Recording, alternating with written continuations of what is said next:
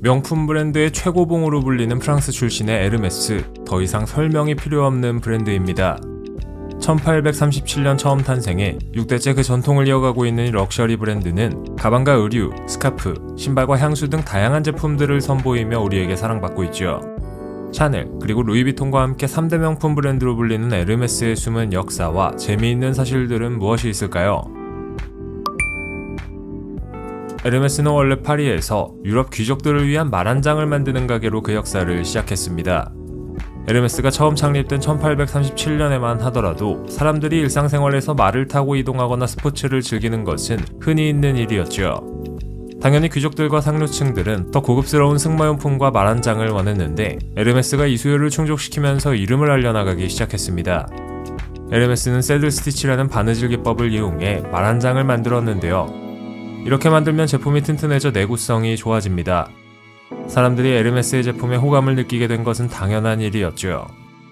이 전통을 이어 에르메스는 현재에도 상류층과 귀족들을 위한 말 한 장과 각종 승마용품을 팔고 있습니다. 에르메스라는 이름은 그리스 신화의 전령의 신 헤르메스로부터 따왔다고 알려져 있습니다. 하지만 사실 창립자의 이름이 티에리 에르메스고 창립자의 성을 따서 지은 셈이죠. 말과 관련된 용품을 가죽으로 만들다 보니 가죽을 다루는 노하우가 쌓인 것은 당연한 일입니다. 새들 스티치 같이 오랜 시간 동안 축적된 노하우로 만들어진 에르메스의 가죽 제품들은 작은 것이라도 비싼 가격에 팔려나가죠. 그런데 에르메스를 대표하는 또 다른 제품군인 스카프는 어떻게 인기를 끌게 되었는지 아시나요? 1937년 티에리 에르메스의 후손이자 당시 에르메스를 경영하던 에르메스 가문의 사위 로베르 뒤마는 군인들이 지도를 천에 프린트에 사용하는 것을 보고 스카프를 만들기로 결심합니다.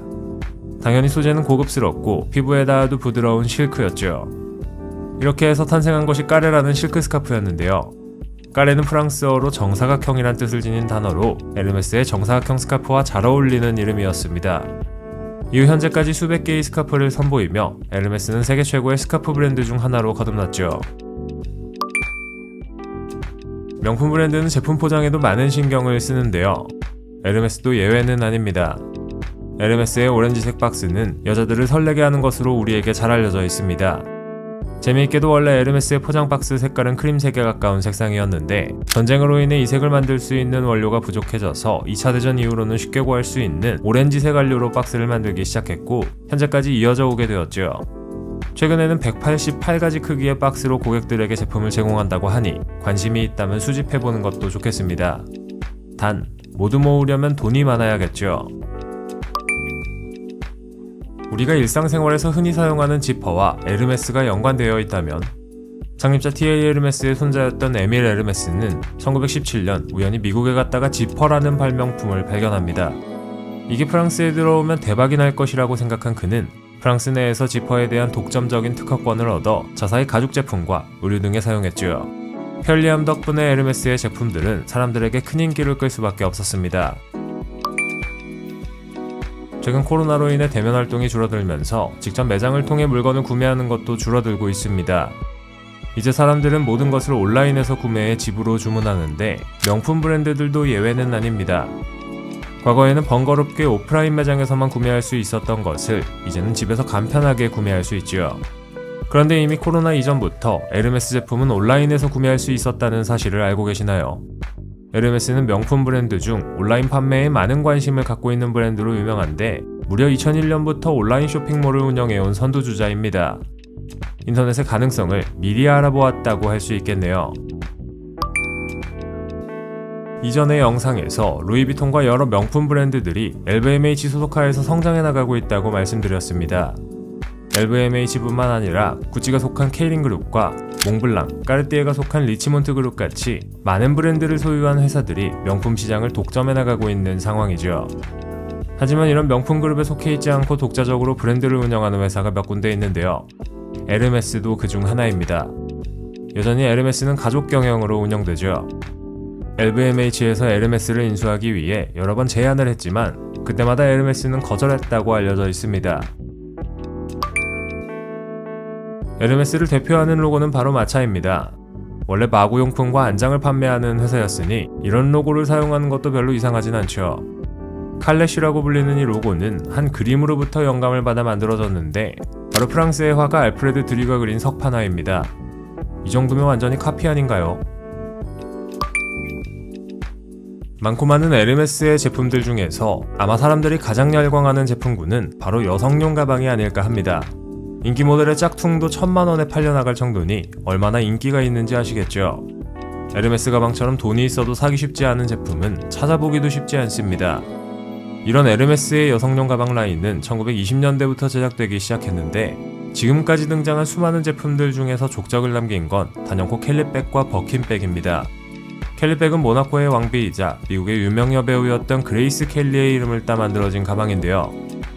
원래 이 가방은 다른 이름을 갖고 있었는데 사람들 사이에서 원래 이름보다 켈리백으로 더 유명해지자 에르메스는 가방의 이름을 켈리백으로 바꿨을 정도입니다.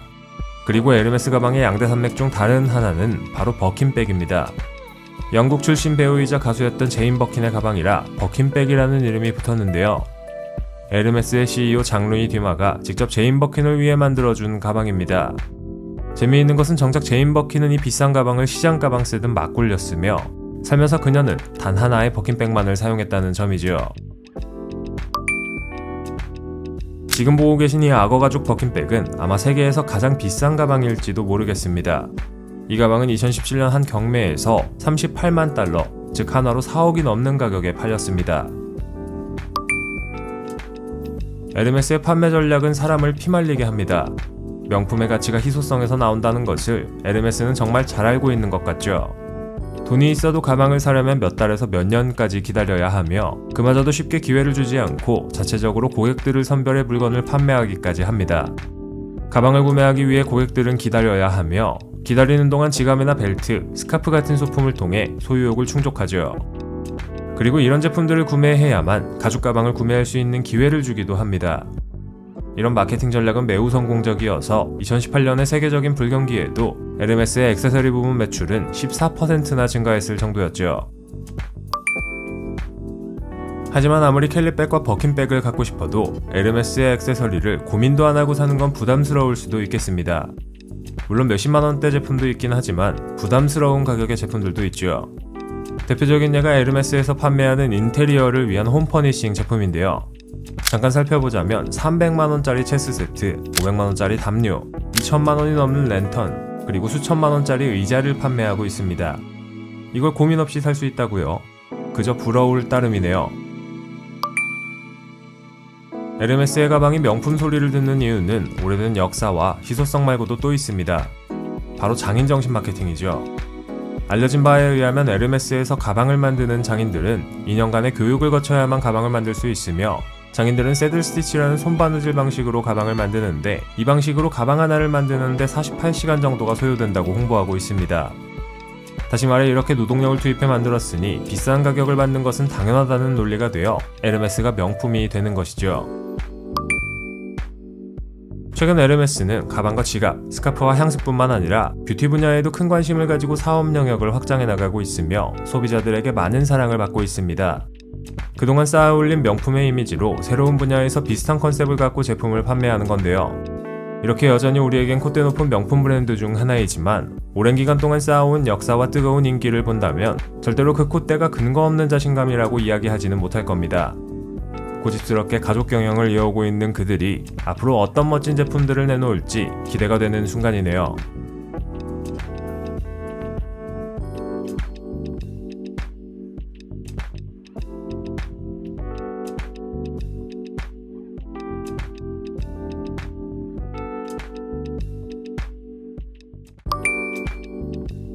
명품에 관심이 없는 분들이라도 루이비통이라는 이름은 한 번쯤은 들어보셨을 겁니다. 명품의 대명사로 취급받는 프랑스 출신의 명품 브랜드, 1854년에 처음 탄생한 이래로 지금까지 꾸준히 사랑을 받아온 루이비통은 샤넬, 에르메스와 함께 세계의 3대 명품으로 불릴 만큼 인지도도 높고 인기도 많은 브랜드죠. 말 그대로 더 이상 설명이 필요 없는 수준이라고 해야 할까요? 과연 명품이라고 하면 누구나 떠올리는 루이비통의 숨은 역사와 재미있는 사실들은 무엇이 있을까요? 루이비통은 프랑스인 루이비통에 의해 1854년 파리에서 처음 설립되었습니다. 많은 분들이 이미 알고 계시겠지만 루이비통이라는 브랜드가 이름이 알려진 것은 여행구, 즉 여행용 가방 때문이었죠.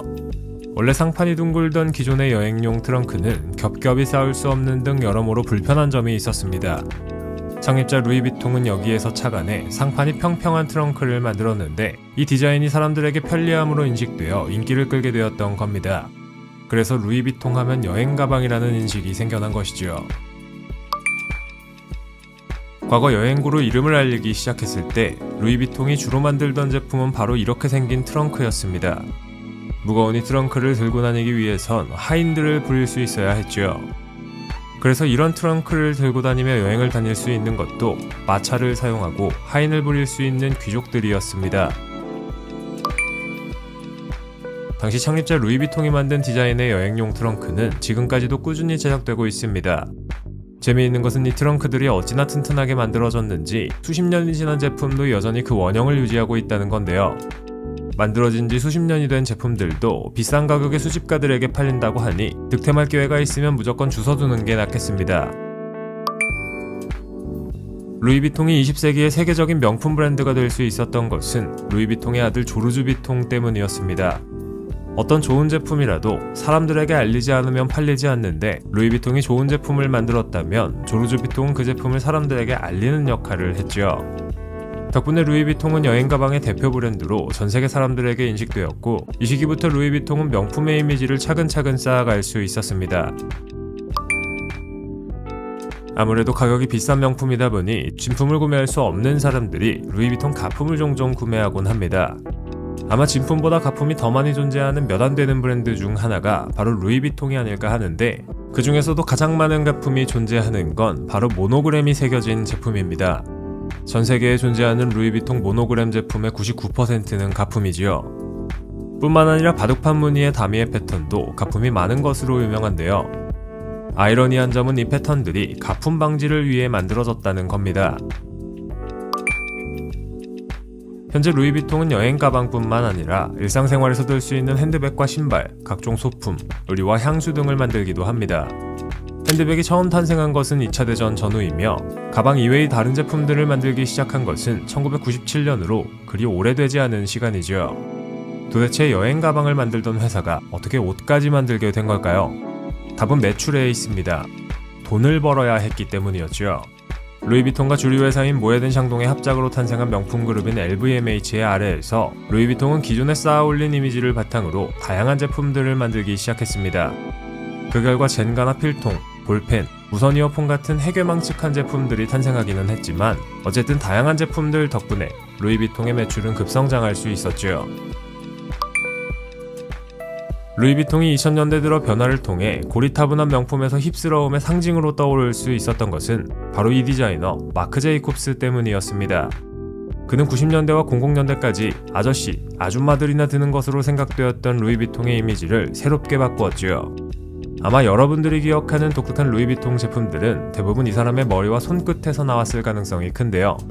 마크 제이콥스가 내놓는 루이비통의 제품들은 현재도 수집가들 사이에서 비싼 가격에 팔려나갈 정도입니다. 덕분에 LVMH와 루이비통은 고공행진을 할 수 있었고 마크 제이콥스는 LVMH의 황태자가 되었죠. 세계에서 가장 큰 루이비통 매장은 바로 프랑스 샹젤리제 거리의 본점입니다. 원래 이곳은 루이비통 매장이 1854년에 맨 처음 오픈했던 곳으로 2년간의 리모델링을 거쳐 루이비통을 상징하는 플래그십 스토어로 탈바꿈했습니다. 이곳은 그 크기 말고도 다른 것으로도 유명한데 바로 가격입니다. 프랑스 루이비통 매장의 가격은 중국 매장 가격보다 훨씬 더 저렴합니다. 환율은 계속 변동되기 때문에 정확히 말할 수는 없지만 프랑스와 중국의 가격 차이를 비교해본다면 아마 파리행 비행기 티켓을 찾게 되지 않을까 합니다. 대부분의 여러분들이 루이비통을 접하는 건 가방이나 지갑 같은 제품들을 통해서일 겁니다. 대부분은 모노그램이나 다미의 패턴으로 만들어진 제품일 텐데요. PVC로 만들어진 이 캔버스 소재들은 물과 불에 강한 편입니다. 그래서 예전에는 라이터로 루이비통을 지졌을 때 타지 않으면 진품이라는 썰도 돌았죠. 원래 이 소재는 여행용 가방을 위해 만들어졌는데 아무래도 여행용 가방은 막 굴려야 하다 보니 튼튼하게 소재를 만들 수밖에 없었던 것으로 추측됩니다. 루이비통은 절대로 세일을 하지 않습니다.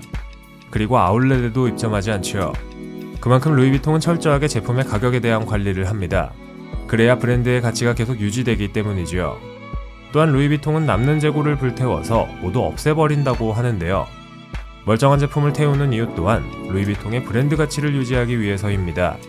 그래서 제품을 산 후 세일 때문에 제품의 가격이 떨어지는 것을 보고 싶지 않은 사람들이 루이비통 제품을 많이 구매하기도 하죠. 앞에서 언급한 캔버스 소재 말고도 루이비통은 가죽으로도 제품을 만듭니다. 소가죽, 타조가죽, 악어가죽 등 다양한 소재로 가방과 지갑 등을 만드는데 이 중에서 단연코 가장 가격이 높은 것은 바로 악어가죽입니다. 루이비통의 악어가죽으로 만든 제품들은 루이비통이 소유한 악어가죽 농장에서 직접 재료를 얻어오는데요. 이로 인해서 동물보호협회의 지탄을 받았던 적도 있지요. 여행구로 유명했던 루이비통이 어떻게 핸드백을 만들게 되었을까요? 앞에서 2차 대전 전후로 루이비통이 핸드백을 만들기 시작했다고 말씀드렸습니다. 당시 기술의 발달로 인해 사람들은 자동차를 타고 여행을 다니기 시작했는데 자동차에 실을 수 있는 실용적이고 작은 크기의 가방이 유행이 되었고 루이비통도 시대의 변화에 발맞췄던 것이죠. 오늘날 우리가 쉽게 보는 루이비통이 이 시기에 등장했다고 해도 과언이 아닙니다. 수많은 루이비통 핸드백 중에서 스피디와 알마 모델은 스테디셀러로 계속 인기를 끌고 있습니다. 스피디 모델은 우리나라에서 삼초백으로 불릴 만큼 많이 팔린 제품인데요.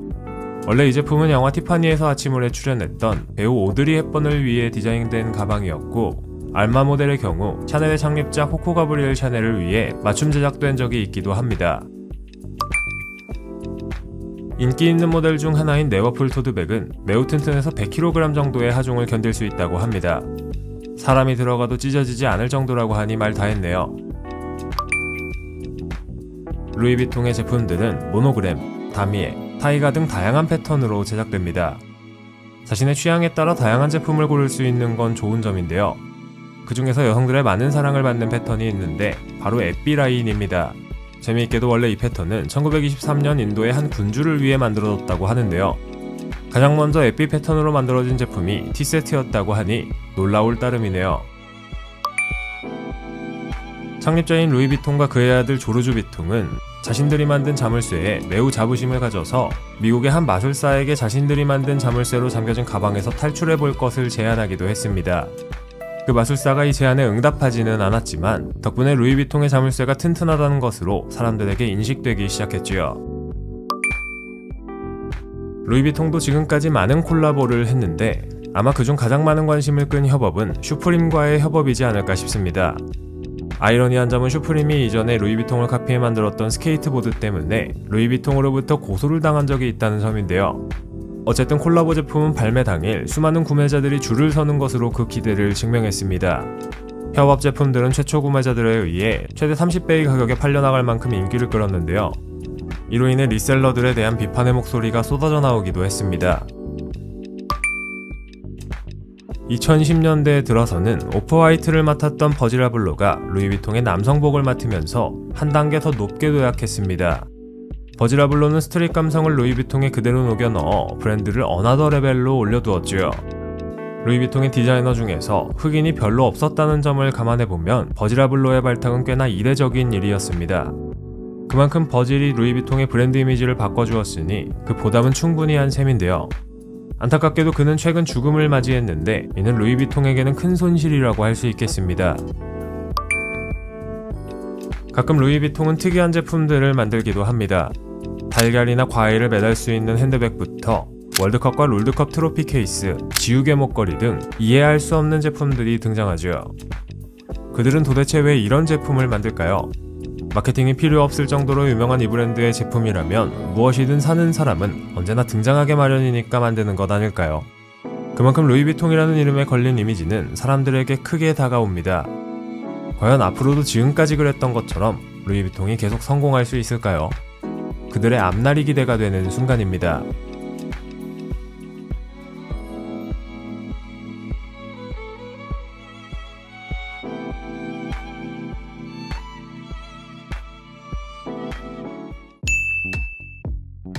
두말할 필요 없는 명품 브랜드 프랑스 출신의 샤넬은 여전히 엄청난 인기를 구가하고 있습니다.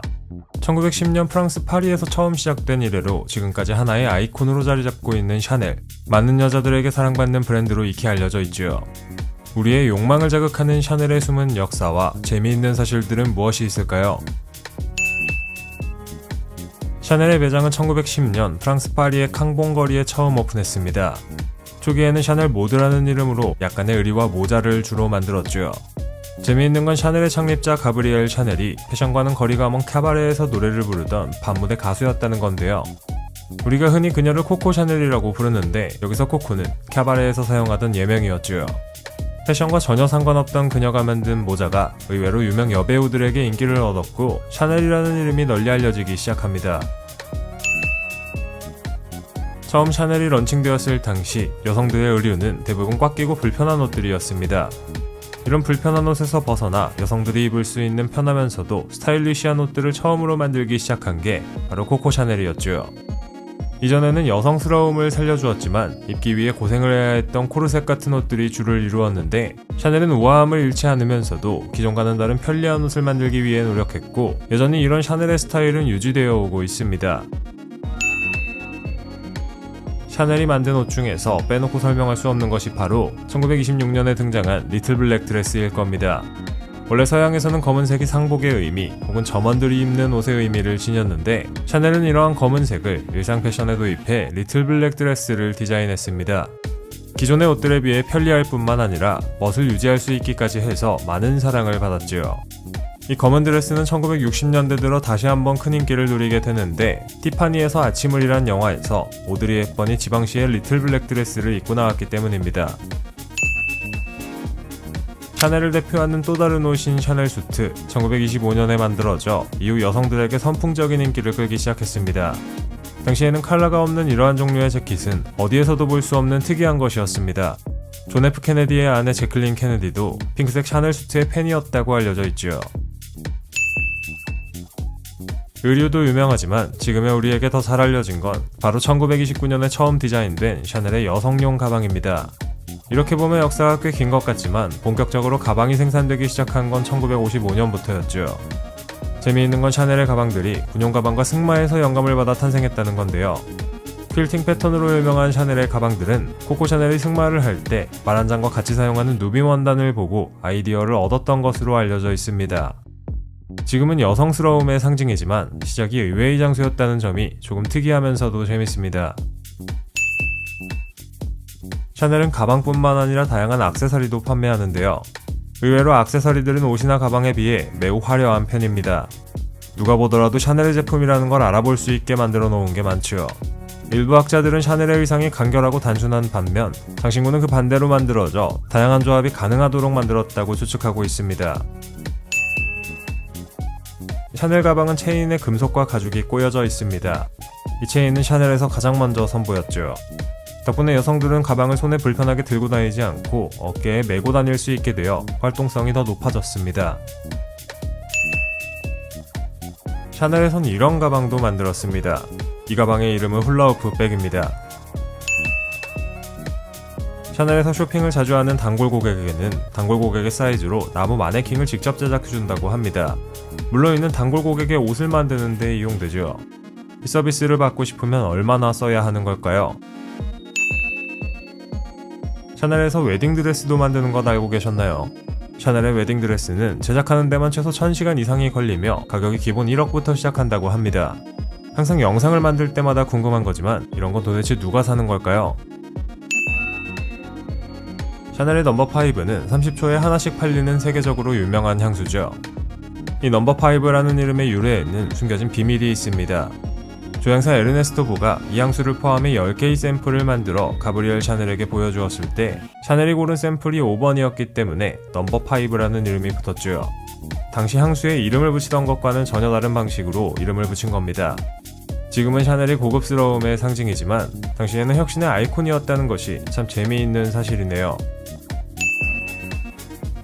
샤넬은 얼마 전 세상을 등진 칼 라거펠트를 크리에이티브 디렉터로 영입해 30년이 넘는 세월 동안 샤넬을 맡도록 했습니다.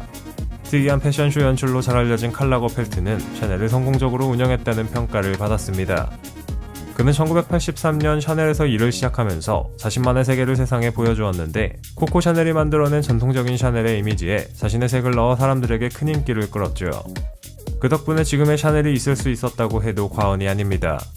그는 죽었지만 여전히 그가 이끌던 샤넬은 살아남아 있습니다.